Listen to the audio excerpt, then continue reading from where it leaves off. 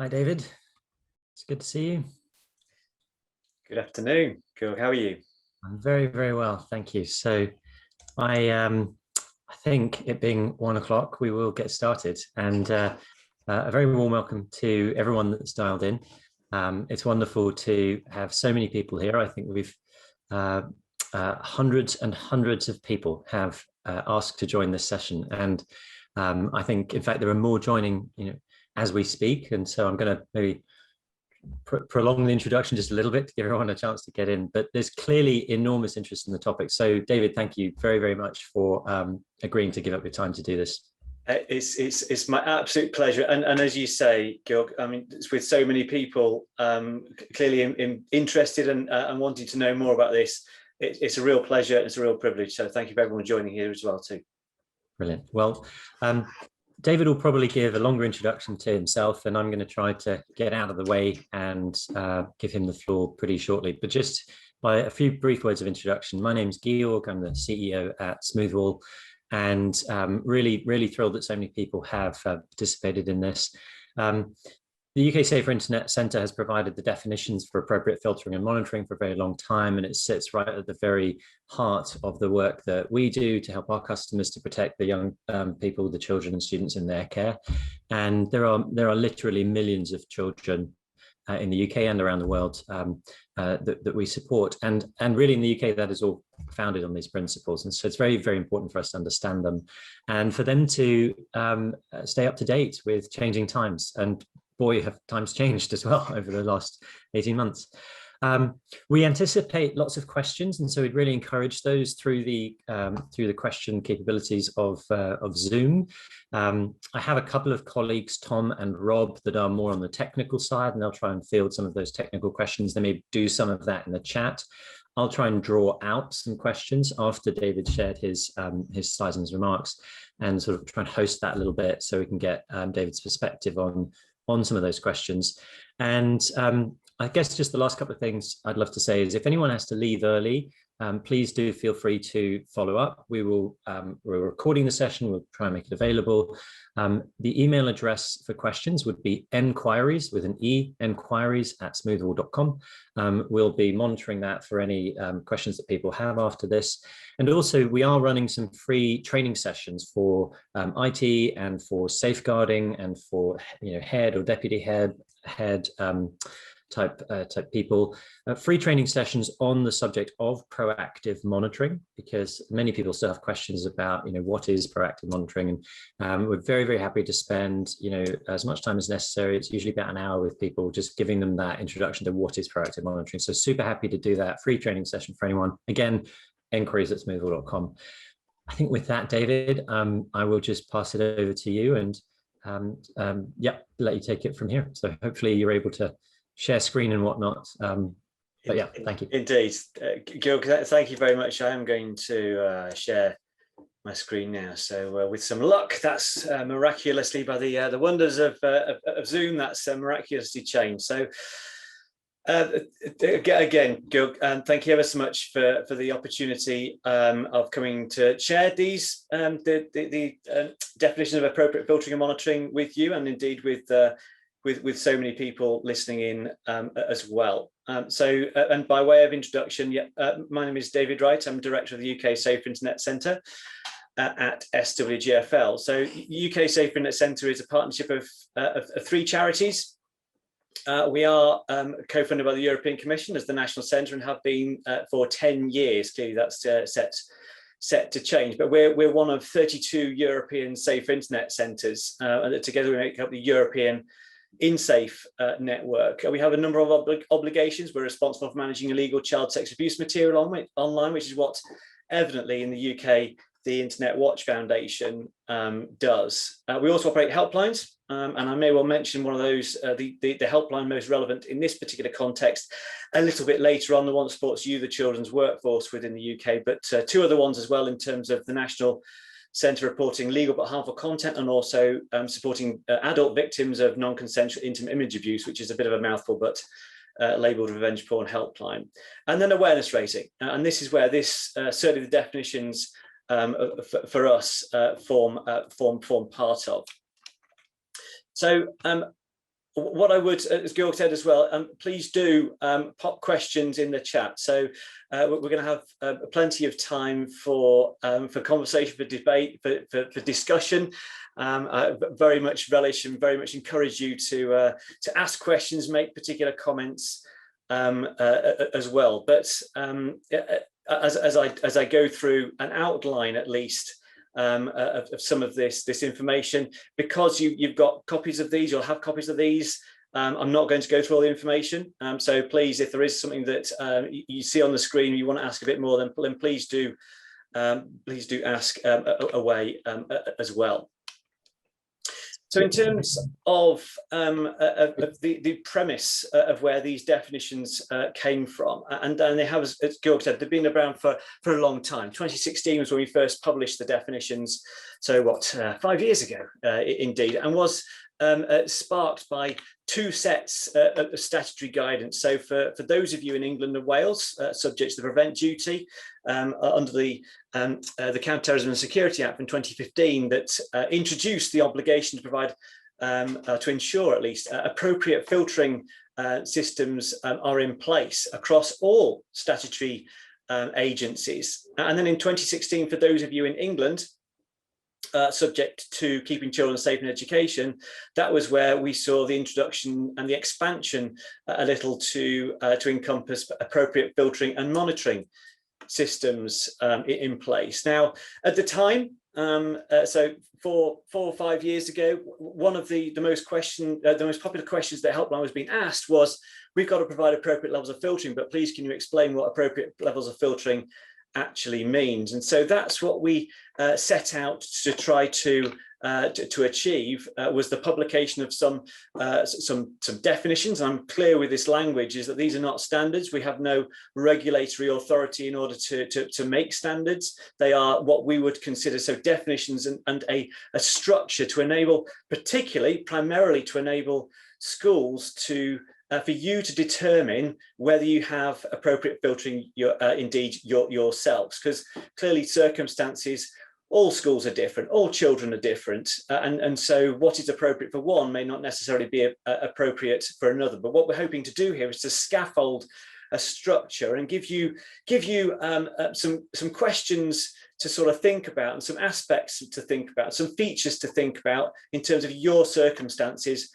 your school, indeed your children as well. So you can therefore arrive at what appropriate is in your particular case too.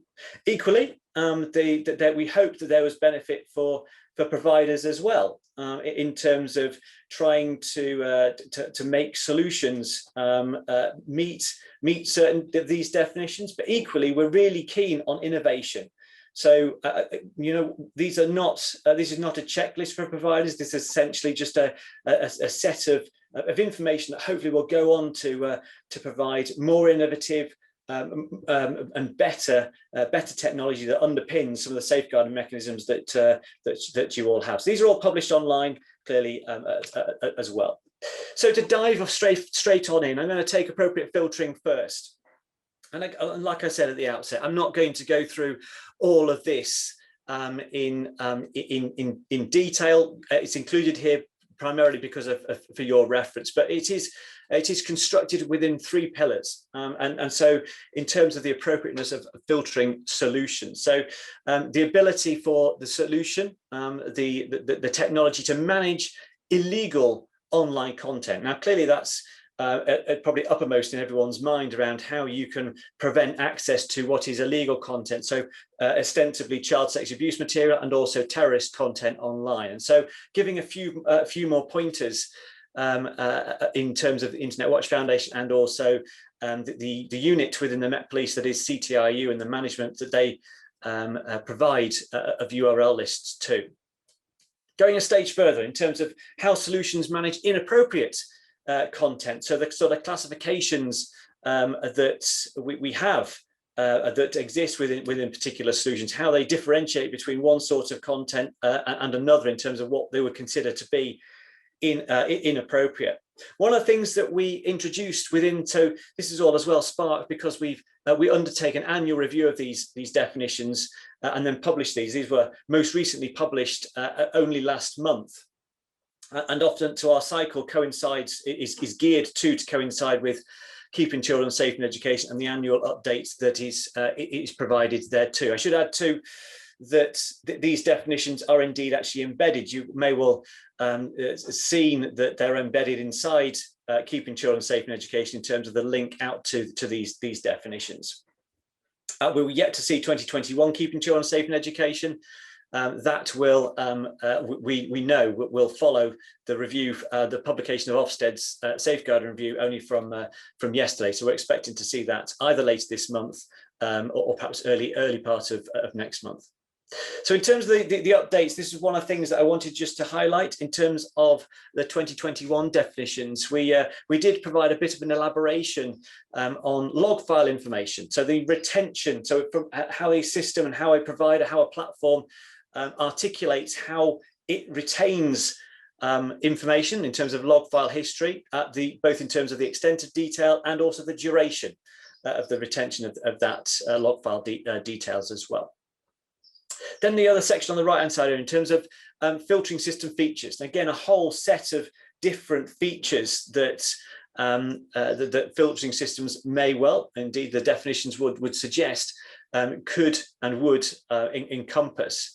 Now we did again introduce a couple of these new entries into these system features, which I wanted just to specifically mention. So one around the introduction of contextual content filters. So clearly the web environment is hugely dynamic, and so merely relying on URL filtering doesn't necessarily keep pace with the innovation that exists online. And so how the extent to which the filtering solutions will actually interrogate and analyze content perhaps within a page. The contextual content filter, so not just looking for certain words, because context clearly is everything. So contextual content filter was one of the new ones that we introduced. And the second one, which you'll obviously understand, is one around the filtering of remote devices. So where the last 12 months has clearly been 12 months like no other, and now with never again will there be a snow day, and so with devices accessing online, but also your systems as well, is the extent to which you can apply or indeed offer the same experience, filtered experience within that device remotely as you could perhaps in school. And so that is obviously, as we go forward, is going to be, I think, a particularly keen and an important element about how we continue to safeguard children whilst they're at school or whilst they're learning, but in a safer environment in terms of these definitions. Moving on to appropriate monitoring, again, we've kind of constructed these into three particular components. Monitoring, the DFE are particularly keen as well to point out that your monitoring strategy, and I say strategy rather than necessary solution, because you could well determine within your circumstances that your risk assessments that you've undertaken, you have low risk, and the circumstances, for example, if you are a very small school, you have more than one-to-one, you can at least achieve one-to-one, you could rely perhaps on physical monitoring, for example. Now, given if there's any form of independent learning that children actually undertake online, then we would suggest physical monitoring is going to be very difficult. But again, it's entirely down to schools to determine the appropriateness of that. The second level, in terms of using and relying on internet and web access logs as a monitoring strategy, again, as we kind of rise up perhaps the risk assessments that you may well make, and then arriving at full-blown technology-based monitoring solutions. And we've further subdivided those into active and proactive. So active in terms of we have a technology system, monitoring system that we manage, or there is a proactive one where there is you have some support in terms of the management of that active monitoring system. So in the same way as filtering, it's the sorts of classifications that the monitoring platform actually works to, and how it would classify elements of its monitoring technology. So the sorts of things, how it would highlight to you as a school in terms of, well, we think this indication, this violation is associated with this particular aspect, behaviour, or indeed content.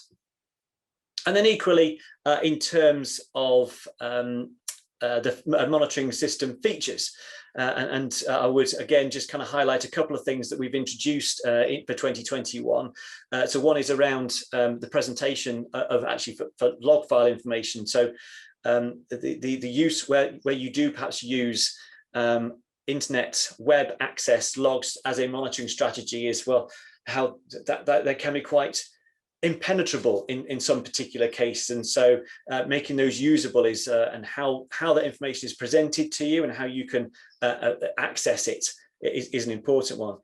In this one too, there's two actually introductions of new aspects. So one again is one around remote monitoring. So where again you've got devices and would suggest here probably at least school-based devices where you will monitoring the extent to which you can monitor those devices, where children or indeed staff indeed may well be at home or in a variety of different reasons, again for obvious reasons, because of what you've all experienced, what we've all experienced over the course of the last 14 months.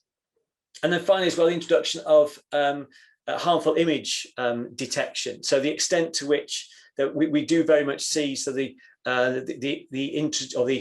advancement, the progress of platforms and of technologies to identify particular content. So perhaps through the use of hashing. So whether or not platforms are actually utilising that sort of technology as well. Alongside all these, and again to try to make it easier for schools, since 2016, one of the things that we didn't want to do was we didn't want to introduce any form of complexity that would introduce any financial burden on schools. We were particularly clear about that, and so we adopted, or we acquired a process that the DfE used back in 2014 around the use of encouraging providers to complete perhaps forms that would indicate how the different solutions might meet and how they might perform against some of the definitions that we've laid out. And so these are all self-certified, self-warranted responses. So we're really keen that providers complete that. So again, to make it easier for you to determine the performance and the aspects of your solution around how they would meet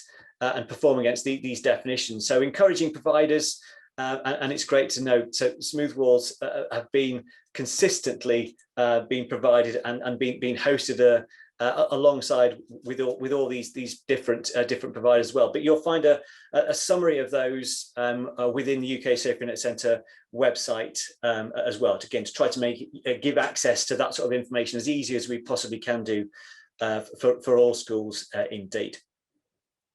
Last year too, we developed a really simple little utility that was enabling, it was built for schools, but in actual fact it turns out it's been much more broadly used than that. But so it gives you a rudimentary test to understand actually about how your elements of your filtering solution, in fact, this is nothing unique to schools, which we're seeing it being used in a much broader context. But it essentially just tests for the existence of whether or not child sex abuse material filters are included, and the Internet Watch Foundation URL list is included within your filter, and indeed active within your filter solution, as well as CTRU, the Counterterrorism Internet Referral Unit's URL list too.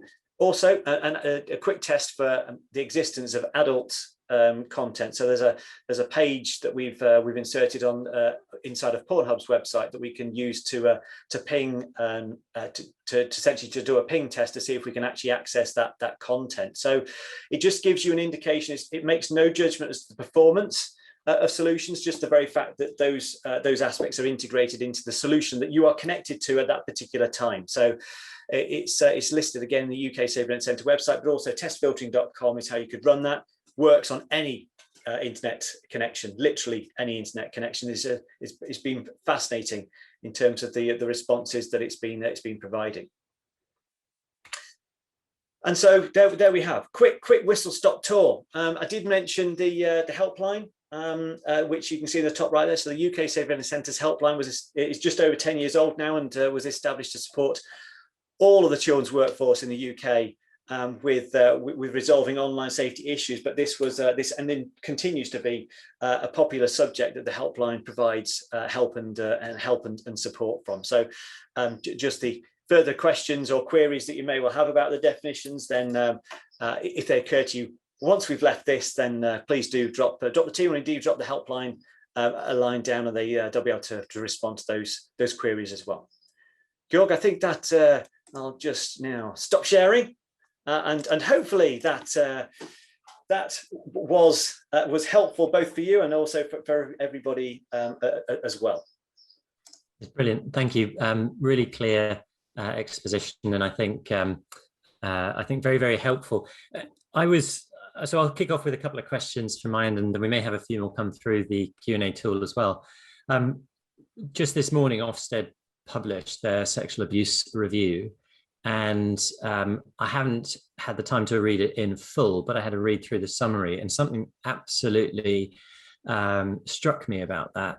And it's not, of course, in any sense easy reading, I think, for anybody who's in this world. And the sentence is, professionals consistently underestimated the prevalence of online sexual abuse, even when there was a proactive whole school approach to tackling sexual harassment and violence. In light of this, even where school and college leaders do not have specific information that indicates sexual harassment and online sexual abuse are problems for their children and young people, they should act on the assumption that they are.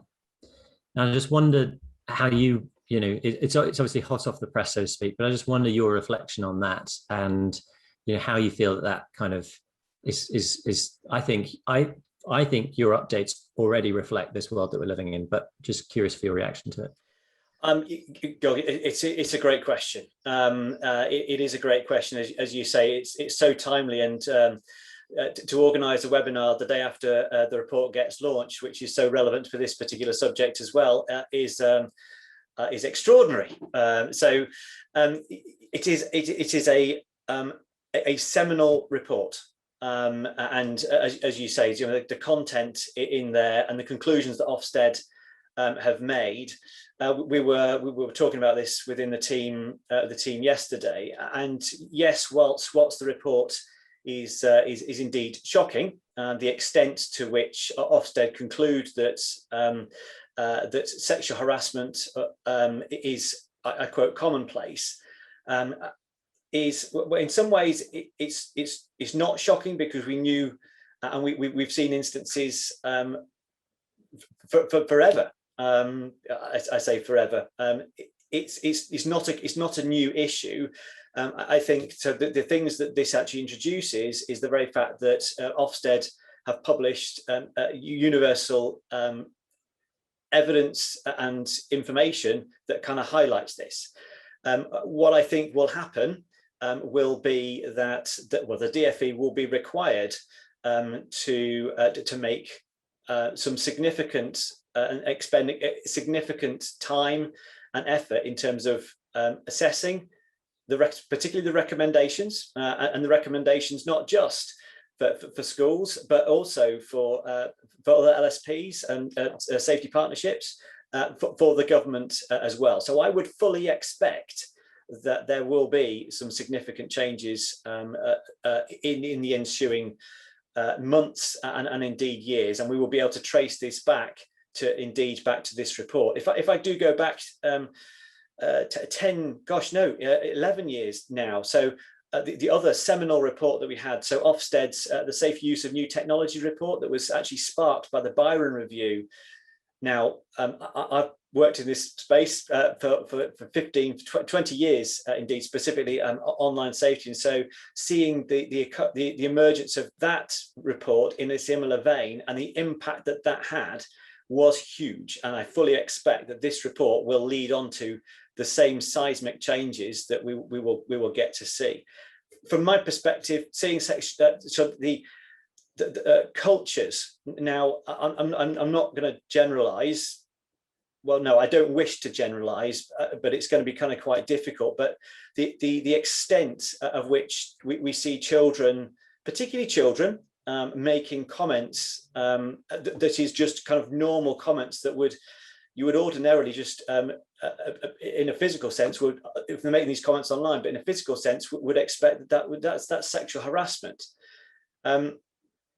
We do a huge amount of work with and have done for 15 years with Professor Andy Phippen, who's now at Bournemouth University. And Andy, we did some research, actually this was for BBC Three, probably 7-8 years ago. The conclusions that we drew, one example that I kind of keep coming back to was Andy did some work with a young, with feedback and qualitative research. One young female worked on an oil rig. And she said that, yeah, I have men flirting with me online all the time.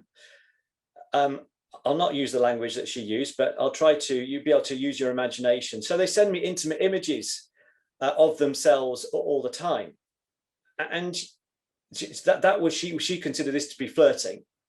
And it's like, hang on a minute, no. So if somebody did that in a physical sense and just kind of presented themselves to you in a room, that is sexual harassment. At what point did sexual harassment become commonplace and just kind of the accepted norm? We shouldn't be accepting it as the norm. And it's only going to be, you see, through monitoring systems and through the combination of monitoring systems and strategies with filtering strategies that discloses the extent of this culture and commonplace normals to us, that we can actually, or we will be making a change. So yeah, it's going to be a significant report. Sorry, I wandered an awful lot round there, George, but it is going to be a huge report. And if anyone hasn't read it, please do go and have a look at it, and indeed the recommendations that Ofsted are making in that report. Yeah, I have it in front of me. It's 52 pages, which is why I haven't read it yet, but I will. And as you say, just even on a sort of scan of the first sections of the summary, it is shocking. And actually, you used the phrase seminal report. I think you're going to be right. And I think the report is obviously has come about off the back of the Everyone's Invited initiative that was predominantly about young women, but also some young men with horrific experiences at school that absolutely shouldn't be part of anybody's experience growing up. And yet it is so prevalent and so underreported. And I think that's, we see that as well with some of our customers that we engage with, where they find that actually they didn't always know how much was going on, and then we're able to facilitate some of that. I think I was going to say, so I think so. Sorry, I feel very passionate about this subject and this conversation, and so part of it, I may well be kind of stemming outside a bit about filtering and monitoring here, and specifically in terms of the report. But the opportunities, Everyone's Invited has been a sort of a light bulb moment, I think, in terms of the opportunities and giving children a voice to say something. Now, clearly, every school that's participating, that's joining us now, has a mechanism, has a safeguarding process, but it's how kind of effective. We know that children facing these sorts of issues will primarily only talk to their friends, but it's extending the opportunities, whether it's through peer mentoring support or it's through anonymous reporting, or giving them the ability and the confidence to be able to come and talk to them. It's clear in the report that children didn't have much confidence in the reporting mechanism, or that something might not get done. And children have to feel confident to go and report issues, that something is going to be done. Otherwise, as the report concluded, they won't actually do that. So that's, I think, an important aspect, and learning from that report as well. Sorry, Georg, I appreciate I'm going a bit off subject here. I'm actually I was just taking a note of something you said, because I think this is absolutely true. The juxtaposition, of course, is I suppose this report suggests that it's pretty. How does a school consider itself to be low risk in a world where Ofsted says, every school needs to assume that this is going on, and it's kind of a tricky environment. I suppose it is perhaps more limited to specific types of educational environments where you really can achieve that one-to-one ratio, and there is a much higher degree of just like student-teacher contact than perhaps is the norm. But I wonder if you have a thought on that. So I mean, specifically, so like I mentioned, so where we've had over the last 12 months, particularly children as well, being at home or in a variety of different places, i.e. not necessarily at home, that does make the supervision immensely difficult of children. That is why we wanted to just try to extend the definitions to encompass whether that's filtering or indeed whether it's monitoring as well. Clearly that there are some schools who, whether they're perhaps some form of special residential based small school, who children are there for either for health or for medical reasons, that have continued throughout, so where children have actually still been with your locality, but yeah, they're going to be a very small perhaps number. That aside, where you have had children distributed across your community, whether that's kind of near or far, that has been one of the big changes, and hence the reflection in the 2021 definitions around how we go forwards. It's a bit of a, certainly for us, we're really keen that gets reflected, and so we think about that as we go forwards. Can I judge? It was another point that makes me think about as well, and this is coming back to the points of the definitions in the first place as well. We have seen sort of lots of companies, as soon as anything becomes a statutory obligation, it does seem to attract other companies, and that's what we were particularly back in 2016 concerned with as well, is that we have companies with very glossy and very effective marketing materials that can be quite blinding in many ways, and have simply what they've got technology that's created for an office or a corporate environment, but in those marketing materials we've scrubbed out the word office and we've replaced it with the word school. And we were really keen that doesn't happen, or at least that the definitions help you to see through and ask the right sorts of questions. Technology solutions built for education are different to those built from corporate. And I'll give you an example, is that in a corporate environment, and perhaps corporate systems don't necessarily need to either filter or indeed monitor for self-harm.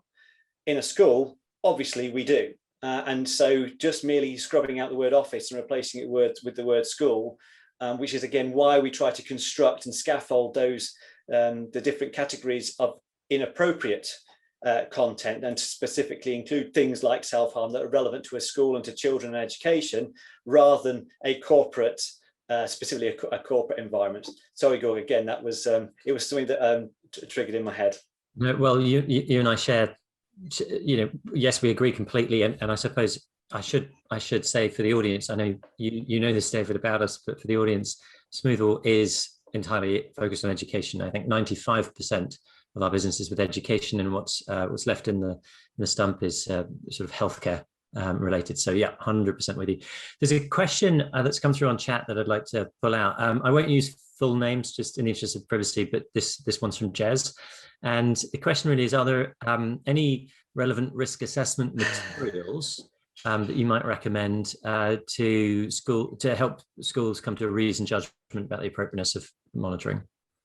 That's a great question, Jez. That is a great question. If I think back to when this obligation this obligation came out through the Prevent duty and through conversations, not just with DfE, but also with Welsh Government as well, it was exactly that sort of question. So we've got to do risk assessment. How do we know? And this is particularly from at the time, 2016, 2015, 2016 was around extremism, radicalization. And our question was, well, what tools exist in order to help schools who they're not part of a priority area of the 53 areas that the Home Office identified as a priority area, where they've invested significant help, indeed resources and people. if you're not in those areas, you're not being familiar with the channel process or the reporting mechanisms, or how can you appreciate what the risks are? So it's a great question that you ask. The one thing I should add, that we never really got a response back from government around the necessary tools in order for you specifically to do that, to do with extremism and radicalization. One of the things that we did build into 360 Safe, and this is going to be a plug for 360 Safe. So 360 Safe is the self-review mechanism that we launched back in 2009. It's used by over 15,000 schools in the UK, free to use, and it enables you to assess your broader online safety provision. So this is not just filtering or kind of security aspects. This goes through policies, it goes through education and curriculum, support for parents, the evaluation mechanisms that you have, as well as your infrastructure as well. So as part of that, we injected a risk assessment kind of pro forma, if you like, that would actually plugs into 360. So that's what I think I would suggest from my perspective. Georg, you may well have something that you have or can signpost too, but that's what I would offer from our perspective.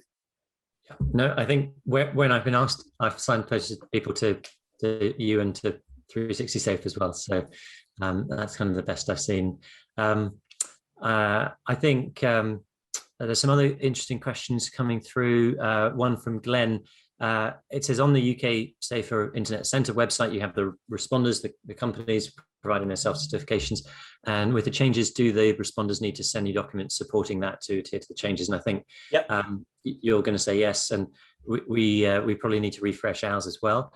I think from our perspective, we're excited about some of these changes. Taking a look at filtering for a moment, the context-aware filtering. I think that those three words, context-aware filtering, are words Smoothle's been associated with for the better part of 2 decades. And particularly that point about filtering content as it is streamed down to the device, because I think that is something all schools should really be asking their providers whether that is the case, and it often isn't, but it is with Smoothle. So we will be very much looking forward to making sure our responses are up to date. So. Yeah, and so just to answer Glenn's question as well. So yes, we encourage all providers to complete the forms and then send them to us, and we just tag the year in which those were actually received. You'll see on the form as well, it's date stamped, and we typically we automatically remove those after 3 years. As well, on the premise that after 3 years, the solution, if we haven't heard, the solution may well have changed, or through natural obsolescence, we just typically just remove those. So you'll only see ones up to 3 years old anyway. Yeah. And actually, just as I'm scrolling through, a few folks have picked up on that, so we'll make sure our responses are updated. Mandy asks if we could just repeat the name of the site where people can find the assessment tool. So that was 360safe.org.uk, 360safe.org.uk. Fitz asks, has Smoothle achieved or looking to achieve the contextual filtering? Fitz would be very happy to talk to you about that. We pioneered it in sort of the early 2000s. And what we hope to do as well is actually inject an element of the test filtering, the little utility that will actually test whether contextual content filters are active on the connection or in the filtering solution as well. So hopefully over the summer that component will get injected as well. There's a couple of technical questions around filter that I'll perhaps come to, because I appreciate that our audience is a sort of a split audience of technical, non-technical people. So I'll try and group some of those technical questions together and signpost that. So one question that's come through is, when do the new definitions become live? And I think the answer is they are. 2 weeks ago. Yeah. They are. What we've always tried to do, like I say, is to sync and to cycle. We have so continual conversations with the DfE safeguarding team, and so we are in sync with the Keeping Children Safe in Education annual cycle. So hence it goes out to consultation at a similar period, and we always aim to publish the annual updated definitions in advance of the updated Keeping Children Safe in Education. And so this is sort of a basic one, but maybe if we could just, well, I say basic, sorry, that's really patronizing, isn't it? People often ask me, what's the difference between filtering and monitoring? And I think because we live in this space, we just assumed that everyone has the same definitions for what's filtering and what's monitoring. So apologies, I didn't mean to be at all patronizing that question. Yeah, I get it all the time. It's very legitimate. But David, what do you think is the difference between filtering and monitoring? And so, gosh, again, I've worked in this space long enough. So where we used to 15 years ago merely just rely on filtering. So the restriction and the attempts to minimize the likelihood that children will encounter stuff that inappropriate content that you deem in terms of your policy are online. Monitoring, therefore, is then the active looking, or the strategy or solution that actively then looks around the sorts of things that are being either found, and it's monitoring is clearly not just what children are consuming, but also what it is that they're as actors online as well. So it's more active, whereas filtering, I don't mean this in the wrong way, is more passive from a school's perspective. Clearly, there are active elements that you can enable or you can configure as part of your filtering solution, but essentially, yes, it's just acting as literally as a filter for the content to come through. And I think also what I'd perhaps add to that is that filtering is obviously about the browser and what's coming in from the internet through the browser, whereas monitoring can actually be any activity on the device. So we've had examples, for example, where a student might write a diary entry that speaks about abuse in the home or a racist experience at school, just kind of two that stick with me. And that might be picked up as well. So it's about not just what's going on in the browser. So it's a bit broader than that, which as probably many people on the call will know, is often used in bullying. You type something in to a non-browser and send messages or to share screens and things like that. Okay, fab. There was a specific question about will you, David, be asking vendors to refresh their responses proactively or do they just...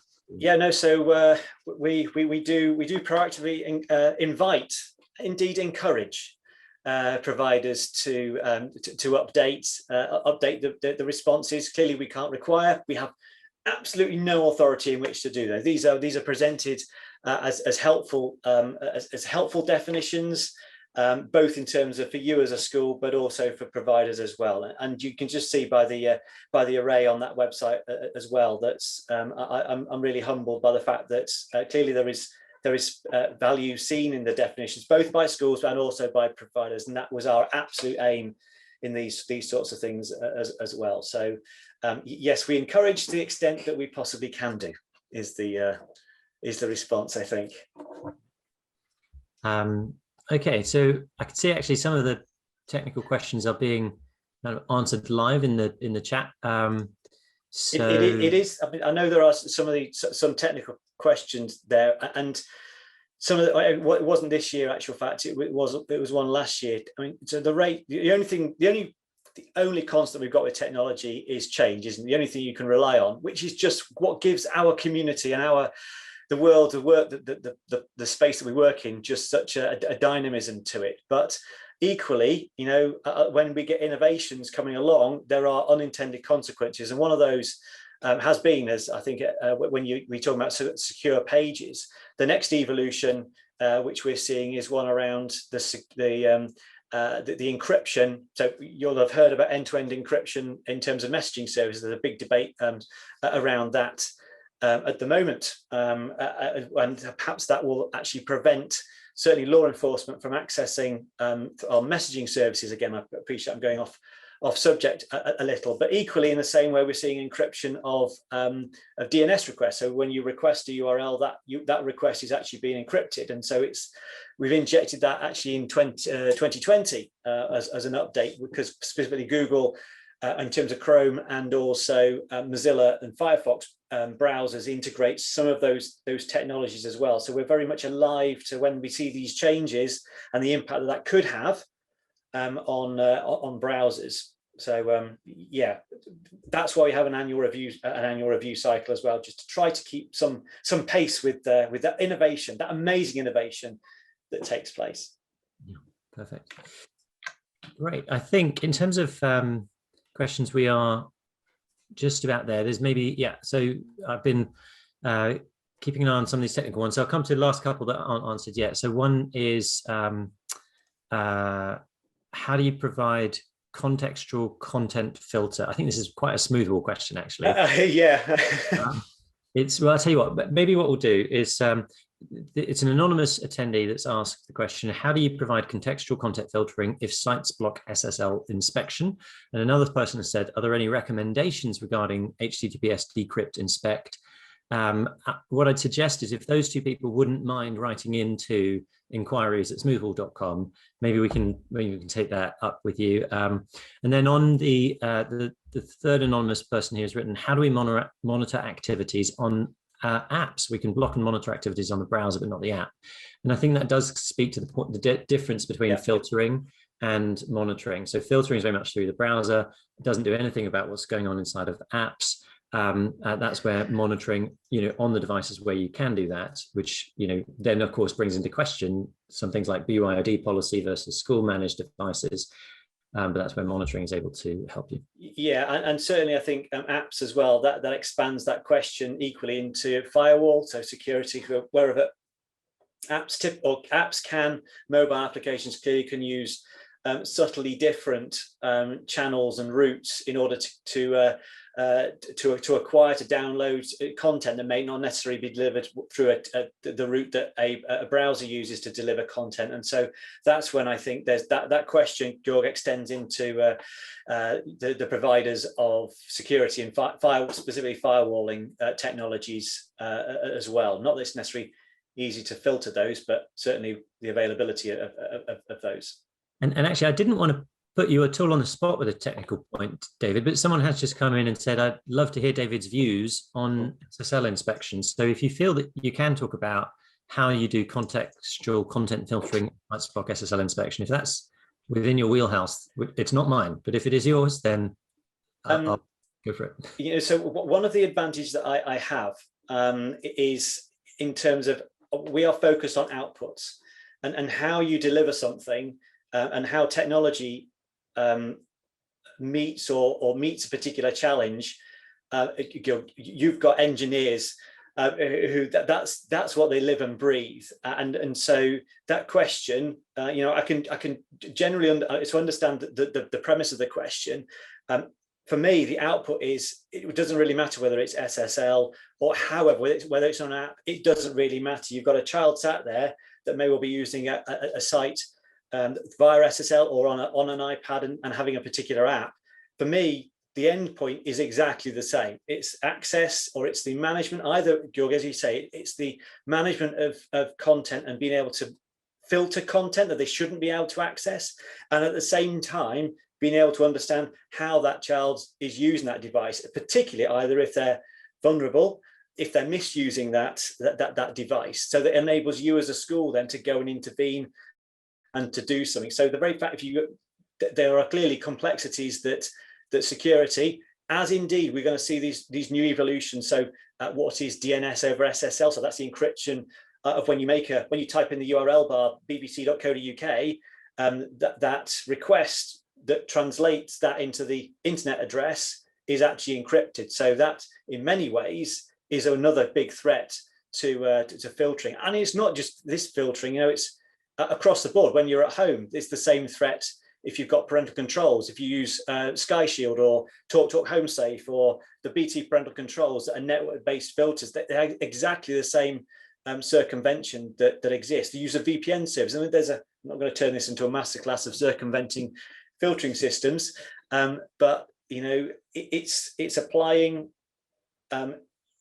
innovative people to these particular solutions, and the end point is, however a child receives that content, that's the outcome that I and that we are particularly trying to address, and we'll leave the very clever people, Georg, that you have, and others, to sort the challenge out. Well, thank God for them. I've got maybe just a last couple of questions. There's and this one is potentially a bit contentious, so feel free to to say you'd rather not answer at all, or to give a politician's answer. But it's one we get a little bit, and it's what is the responsibility of schools out of hours? So and particularly as devices get sent home and they're school provided, is it a 24-hour responsibility or not? For me, the most of the safeguarding instances, and I'm happy to be challenged on this, for those of you those schools on here, the vast majority, if not all, of safeguarding instances that you'll be managing will have some form of digital dimension to them. It is possible or probable that those instances didn't actually happen in school in the first place. We saw the report from Ofsted yesterday. And nonetheless, these kind of issues will surface inside your school, inside that school community, and where it has an impact on that school community. Therefore, we suggest that there's a responsibility that schools have, and it's not just schools. I mean, I would extend that into kind of into the community in its broadest sense as well. So I'm not suggesting here that you need to go into a telephone box and go and put a cape on to go and solve all the problems that exist within your broader community. But certainly when these are brought to your attention, that if they happen to happen outside of school, beyond either geography or indeed timescale, if they surface inside your school and they affect your community, that's when we would suggest that you have a responsibility. I was about to use the word obligation. I didn't mean that. I meant responsibility. And indeed, please, I don't. I'm probably preaching to the converted here as well. But that's how we would certainly, I think, interpret that question and respond to that question, Georg. Yeah. Thank you, David. It's an interesting one. So our proactive monitoring solution is a 24/7 service, 7 days a week, and we are sometimes asked that question about, should we as a school have a responsibility outside of hours? Even we might be asked, can you limit the monitoring so that it is only functional during certain hours? That we agree with you. Today, we don't have that feature. It's just 24 and it's by 7 and it's by 365 days of the year. I think I'm sort of, I think from where we sit in the chain of all of this, it's not our responsibility ultimately to tell schools how to do it. So I tend to take a view that the school should make that determination. But at the moment, we're set up by default in that way. We do occasionally get requests to change that. But it's a minority at the moment. So I would say, where you've got it on school-owned devices, that will be very much relevant. I suspect the question that you've been asked here as well is actually to do with personal devices. So the installation of applications on personal devices. That's when you potentially get some form of privacy or some intrusion, perhaps, into what would be considered private. Definitely, and actually, we wouldn't install monitoring on personal device. So, in fact, where we've had the question, it's been around probably bandwidth of the DSL, and that rather than the personal device, because we agree we wouldn't do it there. But there is an anonymous question that's come in around devices provided by DfE during COVID-19. Should those also be filtered and monitored when outside of school? Okay. So yes, I think so those devices are gifted to you as a school or the local authority, and so they're in your possession. And I would suggest that the same thing applies in terms of these definitions to any school-owned device.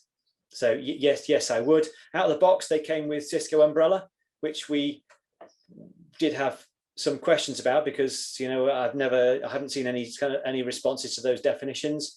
In fact, I've never seen it being used. Again, I'm more than happy to be challenged on that. I've never seen it being used in an educational context. As it turns out, we did some analysis with some local authorities of it, and it appeared to kind of meet some of the criteria anyway. But it did come a little left field. But in most cases, I would expect that those certainly on this call would have applied a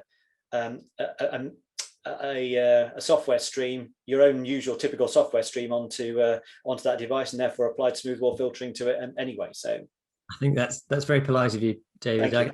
I can tell you, we called the DFE with a list of 100 pornography sites that Cisco Umbrella let through, and said, look, we're happy to provide you with more of these, at which point their procurement team went white and yeah, didn't want to talk about it very much anymore. But I can say that, you don't have to.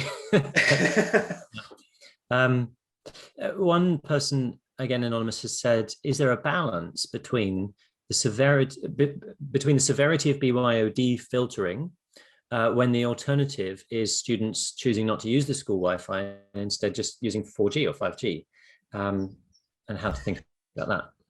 Yeah, so that is one of the specific elements of keeping children safe in education, and a particular point that that is made currently as part of Annex C. It will, we expect, be inserted as part of in part 2. So the reference to children accessing both mobile data, 3G and 4G data, they will inevitably have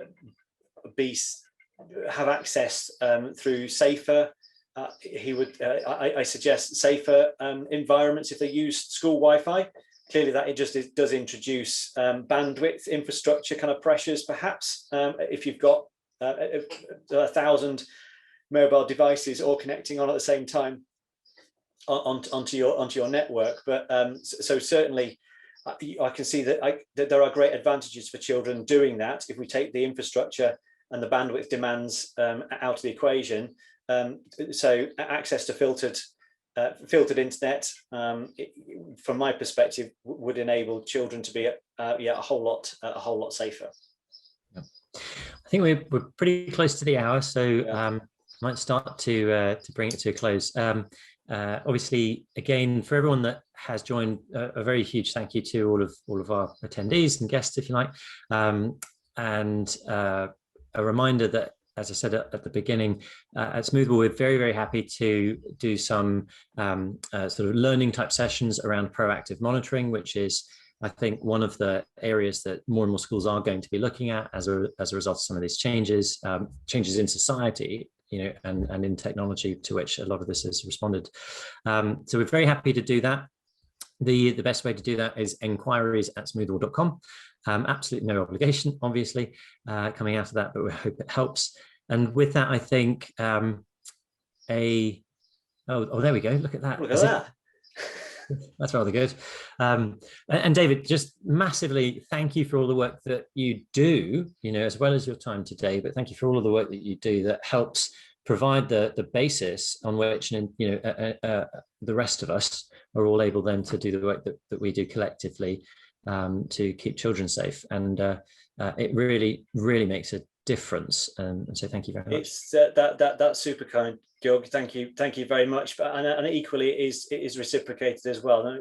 It is our total intent to support initiatives like this. Like I said, the definitions were set there to help support schools in terms of trying to navigate certainly the obligations that were bestowed a few years ago, and try to demystify some of those things, but equally there to support and make a difference, to encourage innovation, and also we make sure that we have the right solutions, the right technology in schools, to the best of our abilities.